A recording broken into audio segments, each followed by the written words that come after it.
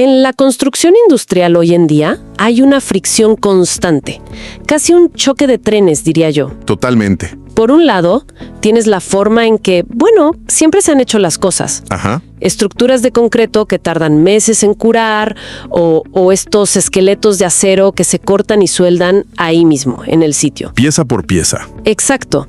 Es un proceso lento, es costoso y sobre todo es permanente. Y por el otro lado, pues, tienes la realidad del siglo XXI.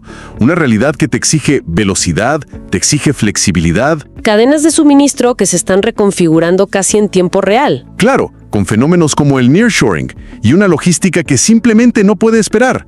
El método tradicional es como querer competir en la Fórmula 1 con un ancla de barco. No funciona. Me gusta esa analogía. Y justo para explorar esta tensión, nos vamos a sumergir hoy en una serie de informes, tanto estratégicos como de ingeniería, que describen un modelo de construcción que francamente parece de ciencia ficción. Sí, la verdad es que sí. Hablan de precisión milimétrica, de un montaje en tiempo récord y de una filosofía que desafía la idea misma de lo que es un edificio. El apodo que le dan en los documentos es bastante revelador. Lo llaman el sistema Mr. Lego. Mr. Lego. O a veces Lego Labs. La idea en su nivel más básico es un sistema de naves industriales 100% atornilladas, completamente modulares y, aquí viene lo increíble, diseñadas para ser desmontables, reubicables. Ok, a ver, vamos a desempacar esto, porque suena fascinante. La metáfora del Lego es muy potente, pero ¿qué significa en la práctica para una estructura que pesa miles de toneladas? Significa cambiar la filosofía por completo. ¿En qué sentido? En lugar de construir en el campo, se ensambla.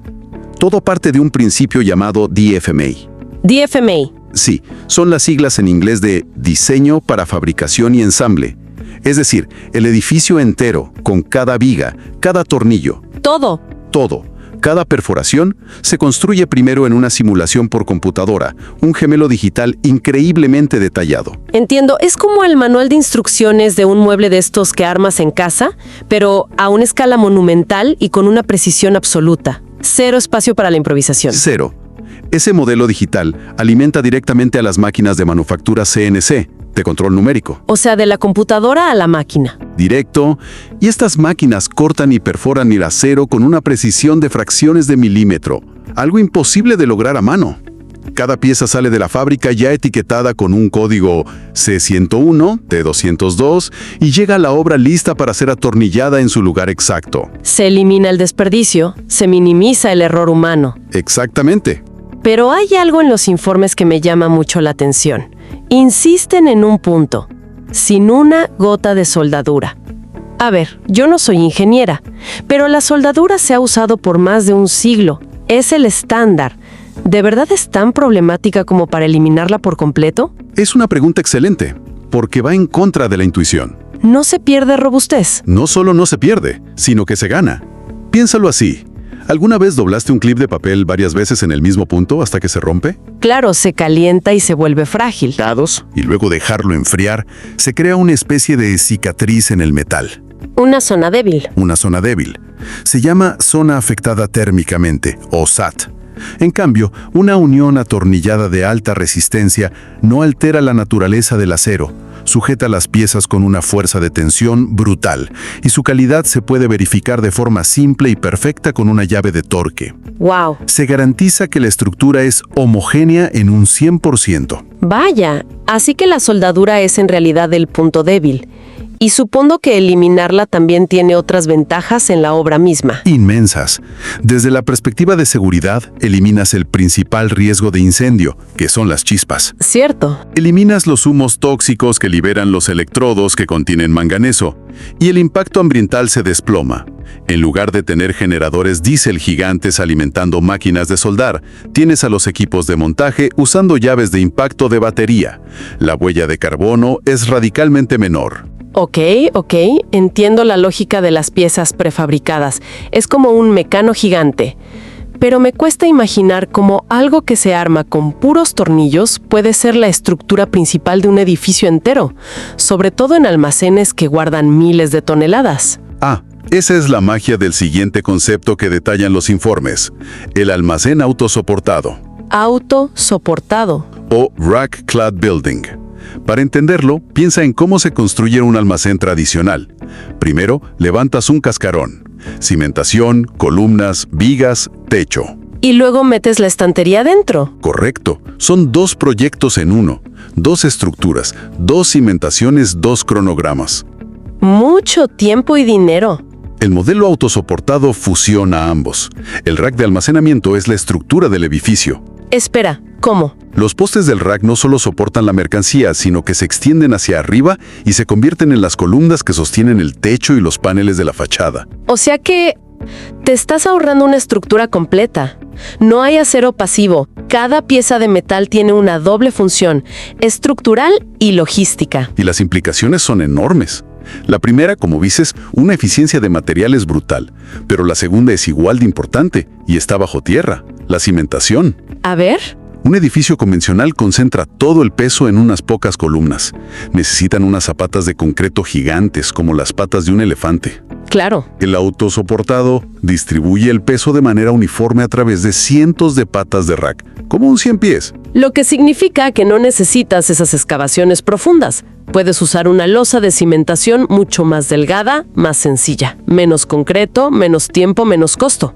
Y hay un beneficio más, que es crítico en nuestras geografías: el rendimiento sísmico. Ah, importante. Uno pensaría que una estructura soldada es más robusta, pero esa densa red de postes y diagonales del rack crea un bloque monolítico que se comporta de manera excepcional durante un sismo.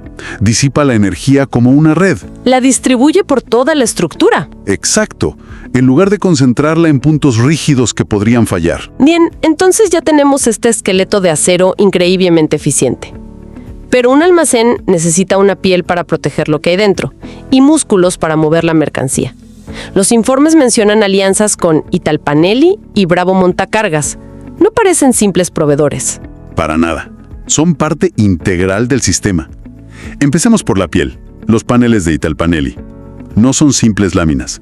Son paneles tipo sándwich con un núcleo aislante de muy alto rendimiento. ¿Poliuretano o algo así?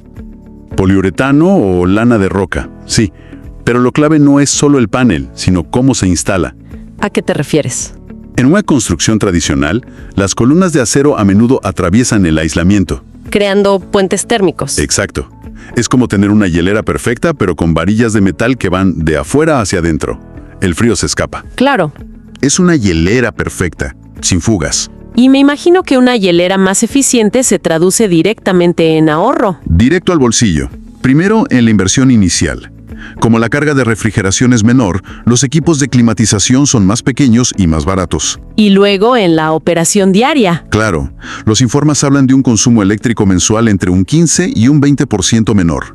Para un centro de distribución refrigerado eso es una cantidad de dinero monumental. Sin mencionar las certificaciones para exportación de alimentos. Vital. Las superficies lisas son clave para eso. Ok, esa es la piel. Ahora los músculos. Los informes insisten en que el diseño debe hacerse de adentro hacia afuera, empezando por el montacargas. ¿Por qué es tan fundamental el equipo de Bravo Montacargas? Necesita pasillos de 3,5 a 4,5 metros. Muchísimo espacio. Un equipo BNA opera en pasillos de apenas 1.6 a 1.8 metros. Es menos de la mitad. Eso significa que en el mismo terreno puedes meter muchísimas más filas de racks. Exacto. Puedes aumentar tu densidad de almacenamiento entre un 40 y un 60%. Es como ganarle un 50% más de terreno a tu propiedad. Pero eso debe tener un desafío técnico. Brutal, la precisión. Imagina que estás en una escalera de 15 metros. Si el piso no está perfectamente plano, la punta de la escalera se va a tambalear muchísimo. Lo mismo le pasa al montacargas. A esa altura, sí. Necesita pisos súper planos, que cumplan normas increíblemente estrictas como la alemana DIN 15185. Una desviación de milímetros en el piso se convierte en centímetros de oscilación arriba. Ah, y ahí es donde la alianza se vuelve crucial. Bravo Montacargas le dice a la gente de IAMSA exactamente qué nivel de planicidad necesita el piso. Antes de que se cuele una sola gota de concreto. Se aseguran de que la pista de baile sea perfecta para el bailarín. Precisamente. Se evitan errores que serían catastróficos y carísimos de corregir después. Y súmale la tecnología de baterías de litio que elimina los viejos cuartos de carga. Ese espacio ahora es más almacenamiento. Hemos hablado de velocidad, precisión, eficiencia, pero hay una característica que mencionan los informes que parece casi demasiado buena para ser verdad, y es la capacidad de desatornillar el 100% del edificio, empacarlo y llevártelo a otro lado. Esa es la bomba. Es que esto cambia todo. Aquí es donde la conversación pasa de ser sobre ingeniería a ser sobre una disrupción financiera total. Porque, a ver, la regla número 1 es que no construyes algo permanente en un terreno que no es tuyo. Pero con esto, podrías construir en un terreno alquilado a 10 años. Y si al final la renta se dispara, te llevas tu fábrica. Exacto. Espera un momento. Si puedes moverla, eso significa que legalmente ya no es un inmueble, no está atado a la tierra. Acabas de dar en el clavo. Ese es el corazón de la revolución financiera. Al ser demostrablemente desmontable y reubicable, la nave deja de ser tratada fiscal y legalmente como un bien inmueble. Para ser considerada, Un bien mueble, es decir, equipo, maquinaria. y esa simple reclasificación de inmueble a mueble, ¿qué impacto tiene en la práctica? Un impacto gigantesco en el flujo de caja. Tomemos el caso fiscal de México, por ejemplo. Un inmueble se deprecia a una tasa del 5% anual. O sea, tardas 20 años en deducir esa inversión. 20 años. Pero un equipo, una maquinaria, se puede depreciar mucho más rápido, al 10%, 25% o incluso de forma acelerada con los estímulos para el nearshoring. O sea que recuperas la inversión vía impuestos en, digamos, 4 o 5 años en lugar de 20. Eso libera una cantidad de efectivo para la empresa que es espectacular. Exactamente. Y abre una puerta que estaba cerrada para la infraestructura, el arrendamiento puro o leasing. Claro, las arrendadoras no quieren financiar un edificio que no se pueden llevar. Pero esta nave sí es recuperable. Es una garantía móvil. Así, el cliente puede tener su centro de distribución pagando una renta mensual como un coche, sin descapitalizarse. Es gasto operativo, OPEX, en vez de inversión de capital, CAPEX. Y el ciclo se cierra con el valor residual. En lugar de demoler y vender como chatarra, aquí vendes una nave industrial usada. Recuperas un porcentaje altísimo de la inversión. Al final todo se reduce a una idea. Tu edificio deja de ser un ancla de concreto y se convierte en una pieza más de tu maquinaria, un activo productivo móvil. Ok, este modelo financiero es alucinante, pero vamos a anclarlo a la realidad. Los informes dan ejemplos muy concretos en entornos que conocemos bien, entornos volátiles. Mencionan la agroindustria en Michoacán o la logística del nearshoring en Centroamérica. Sí, ahí funciona como un seguro físico contra el riesgo.